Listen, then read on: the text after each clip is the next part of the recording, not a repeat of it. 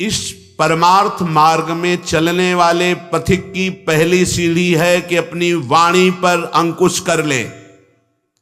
वांग निरोधो योगस्य प्रथमम द्वारम, मौन का आश्रय ले लो। ज्यादा बोलने का अभ्यास ही नहीं होना चाहिए।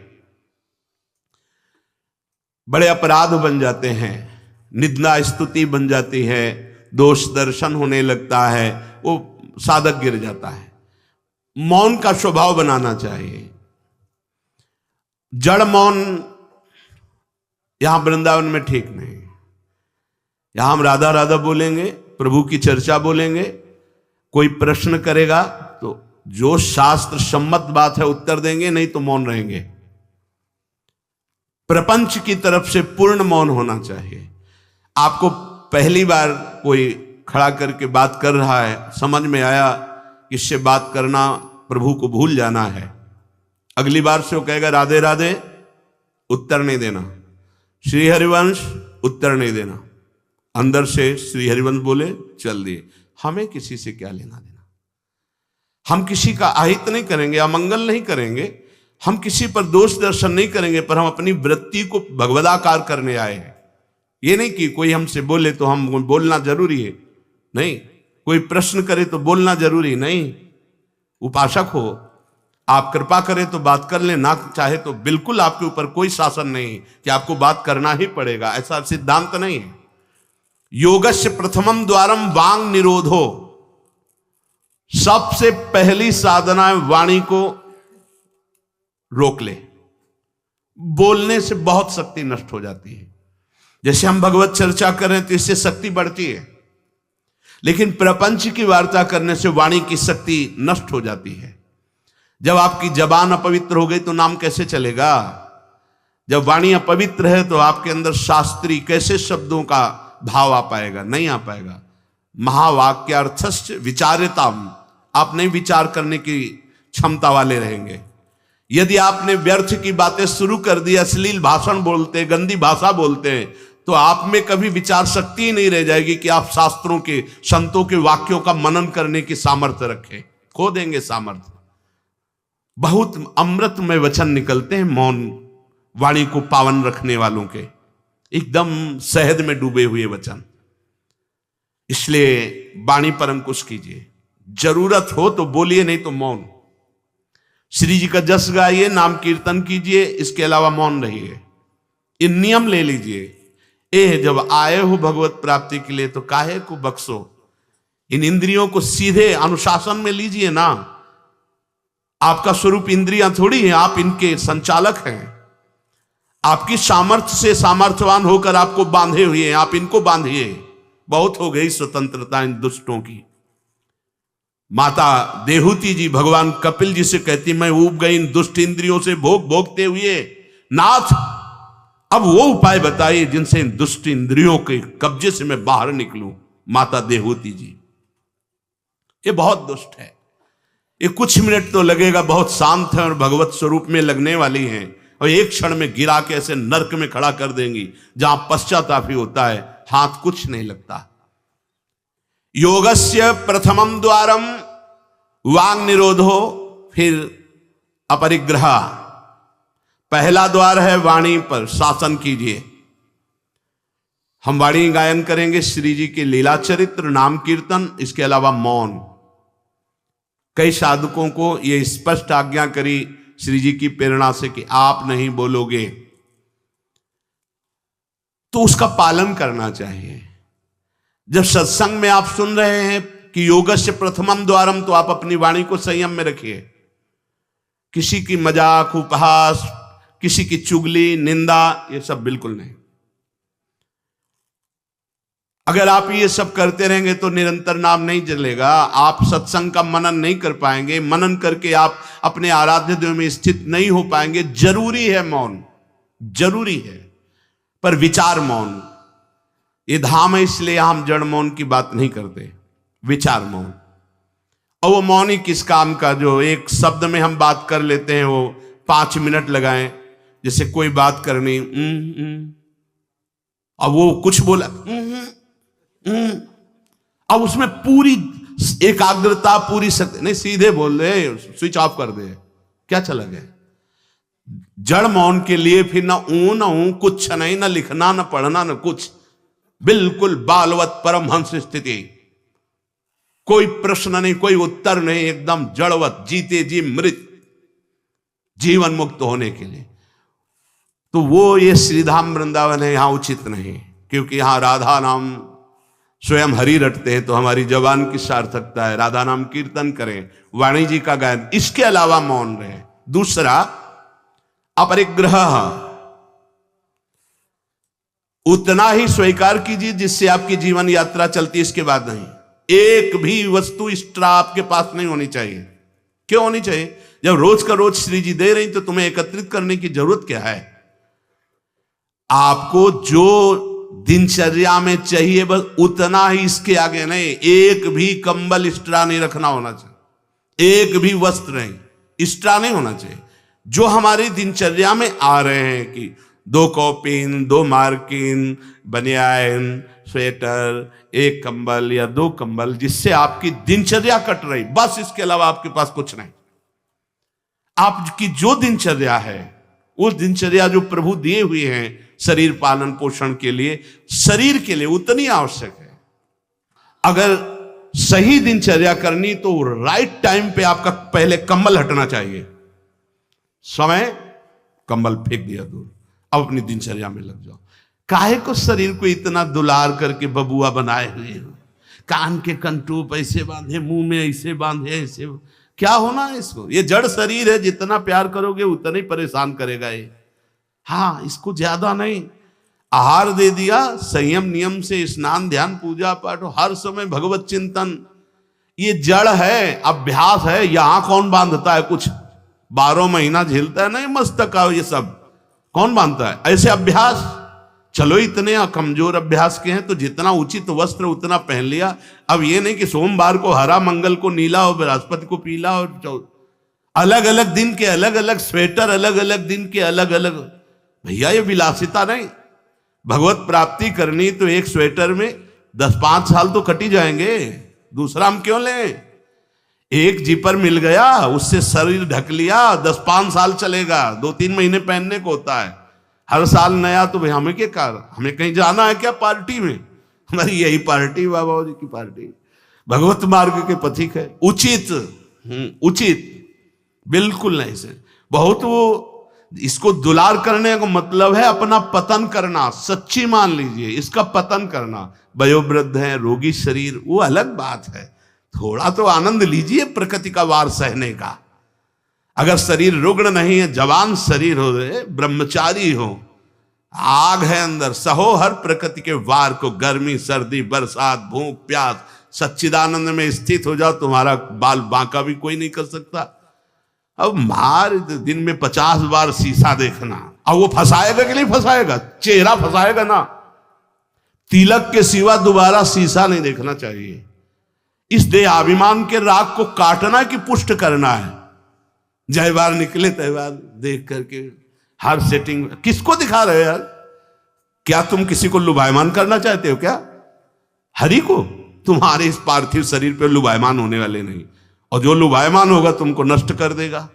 तो हमें इसको बिगाड़ के रखना है, इसको सजा के नहीं, भगवत प्रसादी आदि लगाए। हमारा देहाभिमान बार बार हमको गिराने की कोशिश करेगा। ये हम जो हंसी मजाक में भी कह रहे, इसको अच्छे से समझना। ये जो 2 प्रकार की पद्धति रखी गई है कि आप मुंडन करवा के रखिए क्योंकि आपके बालों से शोभा बढ़ेगी, और आप बाल रखा के रखिए क्योंकि आपकी शोभा बिगड़नी चाहिए। रज लगा के रखिए कि आपको ही आपके शरीर में राग ना रह जाए। बात यहां किसी के दिखाने के लिए नहीं है, आपके शरीर में आपको राग ना रह जाए। आप बार बार साबुन लगाएंगे, तेल लगाएंगे, बार बार शीशा कंघा और अपने चेहरे को सजाएंगे तो देहाभिमान पुष्ट होगा, और ये नष्ट करेगा। कुछ नहीं है, बड़ी दुर्गति है, मान लीजिए। इसका अंतिम परिणाम आग में जलना। चाहे जितने चिकने कर लो गाल, चाहे जितने लाल कर लो, मरना है, पक्की बात समझो। तो जीते जी अमरत्व क्यों नहीं प्राप्त करते? अरे ऐसा रूप प्राप्त करो जिसमें गाल लाल ही रहते हैं, लालिमा लगानी नहीं पड़ती। श्री जी की दासी लक्ष्मी कोटि विलक्षण लक्षण लसल लीला किशोरी सतई, करोड़ों लक्ष्मी आश्चर्यचकित हो जाए ऐसा रूप श्री राधा दासियों का है। गीध देह तज धरि हरि रूपा, गीध ने शरीर त्यागा हरि रूप होकर धाम जा रहा है। बाहरी लाली लगाने से थोड़ी हरि मिल जाएंगे, बाहरी श्रृंगार से थोड़ी हरि मिल जाएंगे। प्रार्थना मान लीजिए कुछ दिन का है, धोखे में मत फंसिए। ये धोखा है। खेत में रक्षा करने वाले एक धोखा टांगते हैं, पैंट शर्ट टोपी लगा के, वहां कोई नहीं होता, लेकिन पशु धोखे में हो जाते हैं। ये धोखा है। अगर पशुवत बुद्धि रखोगे तो ये धोखा तुम्हें पूरे जीवन, पूरा का पूरा जीवन नष्ट कर देगा। इसी धोखे से निकलने के लिए हमें अवसर मिला है। योगस्य प्रथमम द्वारम वांग निरोधो अपरिग्रह, वाणी से मौन रही और जितनी आवश्यकता है उतना वस्त्र लीजिए। एक संत भगवान आए थे, एक मार्किन ऐसे बांधे हुए थे, साल उड़ाया, तो बोले आपकी आज्ञा इसलिए ओढ़ लेते हैं।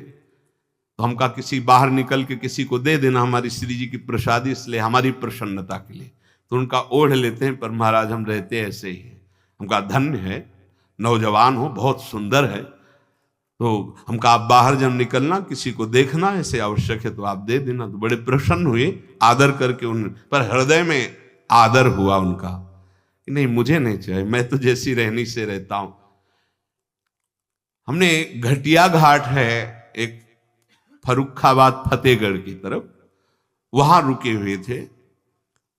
एक महात्मा को देखा, वयोवृद्ध थे, एक पतली मार्किन, माघ महीना, ये कौन सा माघ चल रहा है, यही तो चल रहा है, मकर संक्रांति का अवसर। तो वहां रामनगरिया लगती है 1 महीने के लिए। जैसे प्रयाग में कुंभी और कुंभ में लगता है, तो गंगा किनारे हर साल मकर संक्रांति में हजारों लोग 1 महीना वास करते हैं, रोज गंगा स्नान त्रिकाल करते हैं।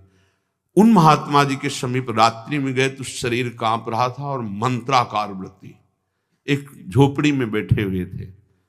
बड़ी लज्जा लगी हमें अपने ऊपर कि हमारा जवान शरीर है, 30-35 वर्ष पहले की बात, और हम 1 मार्किन पहने, 1 मार्किन ओढ़े, ये तो केवल 1 मार्किन पे है, तो हमारा क्या कर्तव्य बनता है, हमको ये भी फेंक देना चाहिए।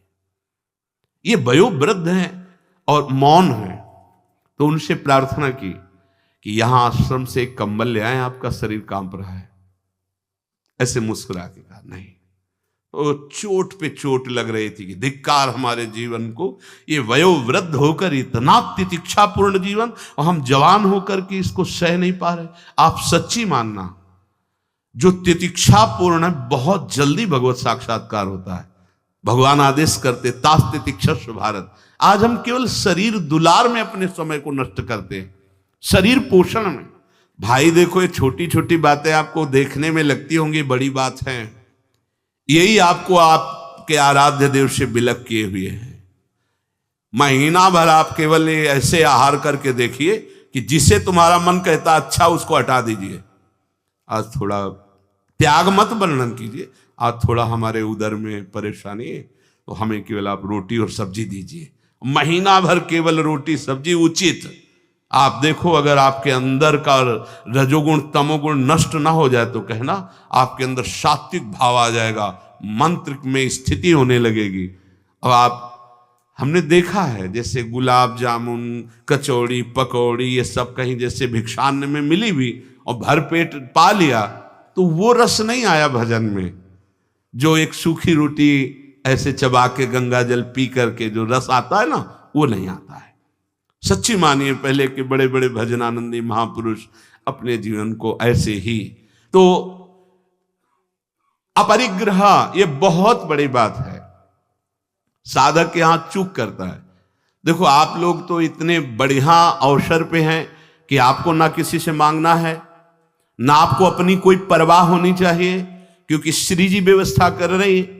आपको जो वस्त्र उचित है वो ले लीजिए, जो भोजन उचित है, और अपनी सेवा और मंत्राकार वृत्ति। आपको किसी से कोई मतलब ही नहीं। आपको तो भिक्षान्न के लिए भी नहीं जाना है, अपने आप आकाश वृत्ति से प्रभु देते हैं। तो आपका रूम आपकी कुटिया है, आपकी दिनचर्या एक स्वयं की दिनचर्या है। आपके रूम में अपरिग्रह दिखाई देना चाहिए। बिछाने का, एक ओढ़ने का, जो आप जितना सहन कर सकते हैं उतना। अगर आप एक कंबल से रात काट सकते हैं तो दूसरी मत डालिए, चाहे 10,000 रखे हो, आपको क्या मतलब है? पूरी सृष्टि में सब भोग सामग्री आपके लिए है क्या? अपरिग्रह, हम जहां चूक करते हैं उसको पक्के से बांध लीजिए, अभी आनंद की धारा में आ जाओगे। वाणी को कंट्रोल, शासन। आवश्यक है तो बोलेंगे, नहीं तो मौन। दूसरा, उतना ही स्वीकार करेंगे जितने की आवश्यकता है। भगवदानुभूति के लिए एक बार तो आग लगनी चाहिए जीवन में, कि जीवन मृत तुल्य होना चाहिए। यहां जरा सा साधन बना कि पोस्टर बैनर में आ गए, प्रशंसा में आ गए, कैसे भगवत प्राप्ति होगी? अपरिग्रह। और आगे, निराशा च निरीहा च नित्यमेकांत शीतला। आशा ही परमम दुखम, नैराश्यम परमम सुखम। उपासक को किसी व्यक्ति, वस्तु, स्थान से कोई भी आशा नहीं होनी चाहिए। हाथ जोड़ के तुम्हारे कमरे में पहुंचा दिया जाएगा तुम्हें जो आवश्यक है। तुमको आके रजिस्टर में लिखने की जरूरत नहीं, तुम्हें मांगने की जरूरत नहीं है। तुम निष्ठापूर्वक ध्यान दे करके देखिए, ये देखा गया है जीवन में, जिस समय जो आवश्यकता होती है हाथ जोड़कर वो आता है। कौन? जिसकी शरण में हो। समझ नहीं पाते और कहता है ये वस्तु ले लो, तो आश्चर्य होता है कि ये बात कैसे कोई जान गया कि मुझे आवश्यकता थी, मेरे शरीर को आवश्यकता थी। जितनी जो आवश्यकता उतना। इसके बाद आशा ही नहीं, निराशा हमारा परम पद में पहुंचाने वाला मार्ग है। आशा ही परमम दुखम, नैराश्यम परमम सुखम। किसी व्यक्ति से, किसी वस्तु की आशा बिल्कुल नहीं होनी चाहिए। तब लग जोगी जगत गुरु, जब लग रहा है निराश, जब आशा मन में भई जग गुरु जोगी दास। आशा नहीं होनी चाहिए। आशा एक ही बात की होनी चाहिए, कब किशोरी जो मिलेंगी। आशा से दास्यम वृषभानु जायास, तीरे समध्यास जब भानु जाया। कब मैं अपने स्वरूप में स्थित होऊंगा, इसके अलावा कोई आशा नहीं। शरीर की आवश्यकता है। मान लो यहां सुविधा है कि भाई आप यहां से ले लीजिए, तो आप ले लीजिए, नहीं तो किसी से मांगने की जरूरत नहीं। कभी तो ऐसे रहना सीखो ना कि कोई आशा नहीं, कोई इच्छा नहीं, और आप हृदय की बात जानते हो। आप देखना, आपको जो शरीर की जरूरत हो आप देखते रहना, देते रहना। बिल्कुल बिल्कुल वो एक एक कदम पर देखते हैं। जो अव्यवस्थित, तो हमने देखा है, एक एक कदम पर व्यवस्था। आपको अपने स्वामी पे विश्वास होना चाहिए, आशा किसी से नहीं। आशा एक राम जी से दूजी आशा छोड़ दे, नाता एक राम जी से दूजो नाता तोड़ दे। यहां संसार आशा में ही तो दुख को प्राप्त हो रहा है। पिंगला वैश्या को भगवान दत्तात्रेय जी ने गुरु माना, क्योंकि उसने आशा का त्याग कर दी। आशा नहीं। अब मैं पुरुषों से आशा करती थी, अब परम पुरुष से आशा करूंगी, अपने आत्मस्वरूप से। अब किसी की जरूरत नहीं, मैं किसी से रमण की आशा नहीं करूंगी, एकमात्र अपने आत्मस्वरूप। उसी समय उसको गुरु मान लिया।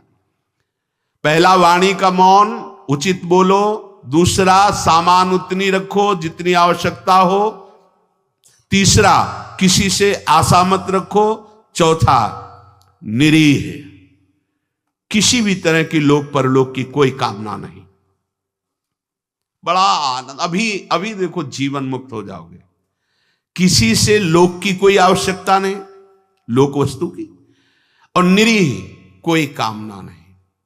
कितना हृदय अभी आनंदित हो जाएगा, प्रसन्न हो जाएगा। जैसे पीछे कहा कि अंतर्मुख होकर, निष्काम होकर जो भजन होता है उसमें मन प्रसन्न हो जाता है। उसी अखंड प्रसन्नता में परमात्मा साक्षात्कार होता है।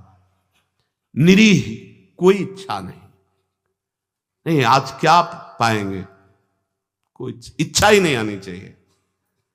कुछ स्पेशल प्रार्थना होती, कुछ स्पेशल तो राधा नाम है, राधा रूप है, वो आप दे सकते हो तो दे दीजिए, नहीं वो तो नहीं, तो फिर और स्पेशल क्या हो सकता है? ये तो सब पार है संसार के। ये साधक, उपासक, चाहे गृहस्थ हो चाहे विरक्त, एक निष्ठा होनी चाहिए, एक निष्ठा। एक नए साधक को हमने देखा कि कपड़ा ऊपर से पड़ा था और गमछा पेट में बंधा था। जब प्रसाद पाने के लिए बैठे, किसी जगह हम रहते थे, वो आए थे मंडली से, तो हम संतों पर बहुत सूक्ष्म दृष्टि, उनके व्यवहार, उनके आचरण से, क्योंकि सब कुछ सीखने को मिलता है, तो देखा कि खींच के पेट में गमछे से गांठ बंधी थी जब वो प्रसाद को बैठे, और पहले नहीं बंधी थी। तो उनके नजदीक गए और कहा, महाराज जी इसका क्या रहस्य, आप गमछा बांधे? बोले साधन में एक उचित आहार चाहिए, तो मुझे पता चल जाता है जहां थोड़ा पाया तो इतने में हम इतनी गमछा वो नाप का, उसमें 3 गांठ, तो उतना नित्य। बोले कभी ज्यादा आहार नहीं, यद्यपि ये प्रथम साधना के लिए ऐसा है, नहीं तो एक सामने से आहार का निश्चय किया जाता है। इतना आहार, फिर चाहे कितना अमृत हो उसके ऊपर नहीं होना चाहिए। साधु को बार बार नहीं लेना चाहिए। ये जो नहीं पूड़ी पूड़ी, बोले हाँ डालो, खीर हाँ 4 पूड़ी रख दो, इतने सब्जी रख दो, दोबारा आप पूछिएगा किसी से, हमारे से पूछने की जरूरत नहीं। ऐसी दिनचर्या नहीं। गरम गरम भैया, गरम और नरम दोनों से मतलब नहीं है। महापुरुषों ने देखो, एक बार उड़िया बाबा प्रसाद पवा रहे थे स्वयं खड़े होके, तो 2 प्रकार की पूड़ी बनवाई थी, एक पतली और पकी हुई, और एक मोटी लंबी कच्ची। पकी हुई नीचे रख दिया और कच्ची वाली ऊपर रख दिया, और आप खड़े हो गए ऐसे, सब नवीन साधक ऐसे पारे। उनमें से 50 नीचे वाली पूड़ी ऊपर करके शुरू किया, और कई साधक ऊपर से शुरू किए। तो जो नीचे वाली, तुमसे कहा खड़े हो जाओ, वो तो महापुरुष थे, जाओ ब्याह करो जाके, गर्मा गर्म बहू के हाथ पाना, बाबा जी बनने लायक नहीं हूं। ऐसे सीधे डांट लगे, कान पकड़ा, महाराज जी गलती हुई। नहीं, आपने ऊपर वाली को नीचे क्यों किया, नीचे वाली को ऊपर क्यों किया? क्योंकि वो पकी थी ना, तुम्हारी स्वाद पर दृष्टि थी ना, इसलिए स्वाद का पोषण करना है तो घर जाओ। भगवत मार्ग में चलने के लिए स्वाद मिटाना है, केवल भगवत स्वाद लेना है, भगवत आनंद का स्वाद लेना है। कितना कठिन लग रहा होगा? कुछ कठिन नहीं है। जब लक्ष्य बन जाता है भगवत प्राप्ति, तो सब सहज हो जाता है। नहीं खान पान ते भावे है, नहीं कोमल वसन सुहावे है, सब विषय लगे ते खारा है, हरि आशिक का मग न्यारा है। समझो इस बात को। यहां इतना डबल होता जा रहा है शरीर, चर्बी बढ़ती जा रही है, पीछे भी पेट में भी, कि आसन में अगर कहा जाए पद्मासन में 20 मिनट बैठो तो बैठने की हिम्मत नहीं रह गई, तो क्या साधना करोगे? बिल्कुल ये बात होश में रखिए। शरीर को बढ़ावा देना, बिल्कुल अपना नाश करना है। उचित आहार ऐसा कि पाने के बाद तुरंत आसन में 1 घंटे बैठना पड़े तो आपको कोई परेशानी न हो। मान लीजिए आप उदर नहीं हैं, आप प्राण नहीं हैं, आप रसेंद्री नहीं हैं, आप मन नहीं है, उचित आहार दीजिए, रात दिन भजन में लगी, अभी सात्विक भाव आ जाएगा। सात्विक भाव नहीं आ रहा। ईमानदारी से देखिए आप कितना समय मोबाइल में नष्ट करते हैं। जिनके पास मोबाइल है, ईमानदारी से देखिए आप कहीं अंतर्मुख अध्यात्म की वृत्ति से युक्त हो पाएंगे? आप रजोगुणी भोजन करते हैं, आप टच वाला मोबाइल रखते हैं, आप अधिक समय उसमें, भले आप इधर उधर, क्या समय नष्ट कर रहे हो। एक एक सेकंड इतना है। जब कोई जरा सी व्यर्थ की बात करता है तो चिड़चिड़ाहट पैदा होती कि ये तुम अपना समय नष्ट कर रहे हो, समय नष्ट कर। अरे जितने सेकंड में हम राधा राधा बोलते उतने में तुमने व्यर्थ बात सुना दी, व्यर्थ बात।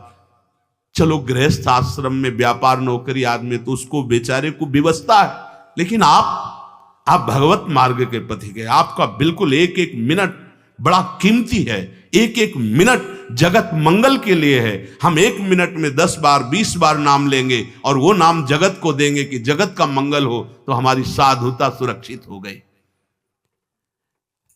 निरीह इच्छा रहित और नित्य में एकांतशीलता, नित्य एकांत में शांत भाव से, शीतल भाव से। एकांत बहुत खतरनाक है नवीन उपासक के लिए, यह अनुभव की बात है। जहां आप अपने कमरे में जाएं तो समाज से ज्यादा सावधान हो जाएं। पक्की बात कह रहा हूं। समाज में तो बहुत शालीन गंभीर स्वभाव अपने को रखना ही पड़ेगा, क्योंकि हजारों की दृष्टि है। एकांत में किसी की दृष्टि नहीं है, उसकी दृष्टि है जिसके लिए आप बाबा जी बने हो या जिसके लिए आप भगत बने हो। अब एकांत आपका कहां जा रहा है वो खुद देख रहा है। जो शास्त्र शीर्षा पुरखा सहस्राक्षा सहस्त्रपात, वो प्रभु देख रहा है कि तुम्हारी एकांत में प्रिय वस्तु क्या है। मोबाइल, सांसारिक नौटंकी नाटक, या विषय चिंतन, या विषय क्रिया, वो देख रहा है। और अगर आप एकांत में शास्त्र स्वाध्याय कर रहे हैं, नाम जप कर रहे हैं प्रभु के लिए, तो वो देख रहा है, वो भी देख रहा है। इसलिए प्रार्थना है नित्य में एकांतशीलता। आपका स्वभाव एकांत में बहुत ही सावधानी पूर्वक समय कटने वाला हो। एकांत साधु का सही तो परमार्थिक। कैमरे के आगे तो सब सही बोलेंगे, सही देखना होगा, सही हरकत में रहना होगा। एकांतिक आपकी हरकत क्या है, एकांत में आपका चिंतन क्या है, यही खास बात होगी। दो मुखड़े होते हैं, एक होता है सामाजिक, एक होता है एकांतिक। सामाजिक से भी एकांतिक सावधान साधु का मुखड़ा होता है। असाधु का समाज में बहुत बढ़िया और पीछे कुछ और होता है। हर एक व्यक्ति की बुद्धि में दो बुद्धि होती है, एक होती सुमति, एक होती कुमति। एक होती दैवी संपदा को वर्धन करने वाली सुमत, एक राक्षसी संपदा को। अर्थात कुछ ऐसे मुखड़े होते हैं जिनका एक मुखड़ा तो देवता होता है, दूसरा राक्षस होता है। अगर एकांत में तुम्हारा चिंतन, तुम्हारा आचरण, तुम्हारा विचार, तुम्हारी क्रियाएं कुमति के द्वारा हो रही हैं, तो सामने देवता बनोगे और पीछे राक्षस बनोगे। ये दुमुही चाल भगवत प्राप्ति के लिए बहुत बाधक बात है। जो तुम्हारा एकांत वही समाज, जो समाज वही एकांत। हम इष्ट और गुरुदेव के सीसी कैमरे में हर समय रहते हैं।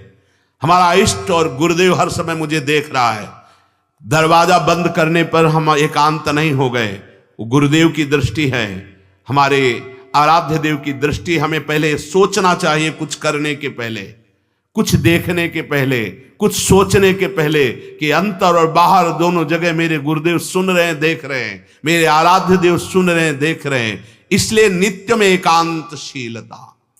एकांत में बहुत शीलवान, धैर्यवान, विनम्रता पूर्वक अपने मन को समझा करके केवल प्रियालाल में लगाना। एकांत स्थितिरिंद्रियो परमणे हेतुर्दमश्चेतसः संरोधे कर्णम समेनो विलयम यायादहम वासना। एकांत में रह करके बढ़ी हुई इंद्रियों के वेग का दमन करता है साधक, क्योंकि एकांत में इंद्रियां बहुत प्रबल हो जाती है। मन, इंद्रियां, खास जिस समय आप शयन करने जाते हैं उस समय बहुत सावधान। जब तक नींद ना आवे तब तक माला चलना चाहिए। उस समय मन के चक्कर में मत पड़ना, ये अनुभव की बात कहते हैं। जब तक आपको नींद ना आवे तब तक बैठ जाइए, माला चलाना शुरू कर दीजिए। शयन के समय खास, जिस समय आप अपने कक्ष में गए शयन करने, मोबाइल हो तो सबसे पहले कमरा बंद करने के पहले स्विच ऑफ करो, उसको बंद करो मोबाइल को। प्रार्थना मान लेना, अगर प्रार्थना मान लोगे तो प्रार्थना करने योग्य हो जाओगे। गेट बंद होने के पहले स्विच बंद होना चाहिए मोबाइल का। अब अपने कमरे में शयन के लिए गए हैं तो माला हाथ में लेकर बैठ जाओ। जब नींद आने लगे तो और धन्यवाद है कि माला छाती से लगा हुआ सो गए, धन्यवाद। अगर ऐसा नहीं है तो नींद आ गई है तो माला विराजमान किया, बिल्कुल नींद में जा रहे हैं, अब चले गए।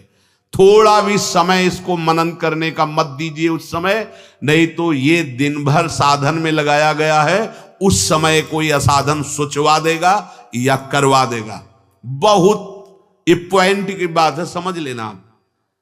ये देखा गया है हृदय में, उसी बात को कहा गया। जब साधन काल में देखा गया है, हृदय में देखा गया कि फिर मन उस समय मतवाला होता है कि अब तो पूरे दिन हम साधन ही तो की, तो 5 मिनट की मुझे छूट दे दो। लेकिन नहीं, उस समय कठोरता पूर्वक इसको साधन में और जब नींद आ गई तो शयन करो, जब उठे तो फिर वैसी दिनचर्या प्रारंभ कर दी। तब मन भगवदाकार एकांत स्थिर इंद्रियो परमणे हेतुर्दमश्चेतसः। एकांत में साधक अपनी इंद्रियों का दमन करे, बढ़ावा ना दे। देखो क्या साधन है। पहले दर्शन होते थे संत भगत भागवत जन, अब भी कुछ महापुरुष भी होंगे, यहां ठाकुर जी की छवि या गुरु जी की छवि, यहां से स्मार्ट मोबाइल लगा रहता है छाती में, स्मार्ट मोबाइल। ये भैया ठीक है, व्यवहार काल के लिए यदि तुम्हारी कोई आवश्यकता हो, तुम बहुत व्यवहार में, तो हम नहीं। अच्छा बताओ आपको क्या जरूरत है? राष्ट्रपति से बात करनी है क्या आपको? किस विधान में आपको कपड़ा बेचना है, अनाज बेचना है? आपको काम क्या है? किससे बात करनी है आपको? जिनकी विशेष व्यवहारिक कोई सेवा गुरुजनों से मिली, वो तो बात उतनी ही केवल जितनी मिली है। नहीं, आप बताओ, हम भगवत प्राप्ति के मार्ग के साधकों के लिए मोबाइल भगवान की क्या आवश्यकता है? कितनी आवश्यकता है? क्यों आवश्यकता है? जैसे सिलेंडर आदि लाना है या कुछ भाई और कोई सर, तो रख लो, हम कह रहे हैं वो छोटा वाला रख लो, उससे अपना काम। ये बहुत अंदर की बात कहते हैं, क्योंकि इसमें आप स्वतंत्र कुछ भी देख सकते हैं, कुछ भी आप पढ़ सकते हैं, कुछ भी। बहुत ऐसे लाइनें में होते हैं वो सब, बस उसमें क्लिक करो, क्लिक है तो कहते हैं हाँ वो वीडियो आ जाएगा। वो वीडियो आ जाएगा तो तुम्हारा अंदर का वीडियो गायब हो जाएगा, परमार्थ वाला। एकांत स्थिर इंद्रियों पर हेतुर्दमश्चेतसः, दमन कर दो इंद्रियों का। ये कहां से